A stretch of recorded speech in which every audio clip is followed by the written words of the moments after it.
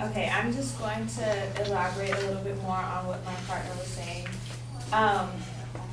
Just taking away that right, like I know they're focusing a lot on the actual child and the baby and everything, but they're not really and they're talking about values and morals, but they're talking about taking away a right of a woman. And the ability to have control of her own body is a very serious right that a woman should have, just like a man has.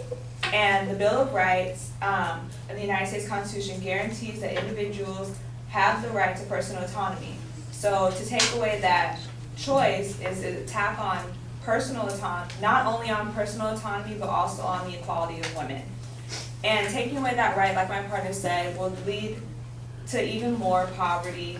I found examples and evidence from the teen pregnancy prevention site that said that less than 3% of teens who give birth to their unplanned children are even willing to give them up for adoption because of the emotional attachment that they gain. So that just puts them in a place to now force themselves to take care of this child. And 2/3 of families who are started by teens live in poverty for nearly a quarter of the teen mother's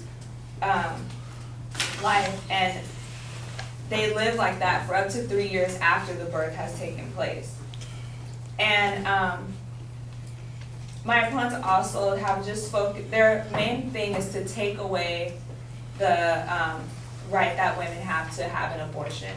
And I feel like that's just gonna take us back to a time in society when it was illegal, that caused a lot of problems that they haven't spoken about. A study done in 1932, when it was illegal, estimated that illegal abortions and complications from them were the cause of death for 15,000 women a year. So taking away the right doesn't mean that it's not gonna happen anymore. Women are still gonna do it, but they're gonna do it illegally, just like people that do drugs and stuff, they still do drugs even though it's illegal, they just do it illegally. So taking away that right would just take us back to those times.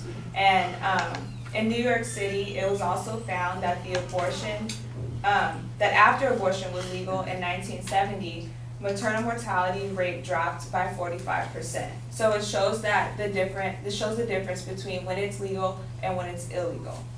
And lastly, just to give you some insight on how it was when it was illegal, women often tried to induce abortion and cause miscarriages by themselves, by throwing themselves downstairs and inflicting violence on themselves. They ingested or inserted themselves with chemicals and toxins and gunpowder and whiskey and knitting needles and crochet hooks and hangers, all these ways just to do something that they should already have the right to do. So taking away that right for women is only going to cause even more problems and more deaths to women while they're trying to save the lives of all of these unborn children.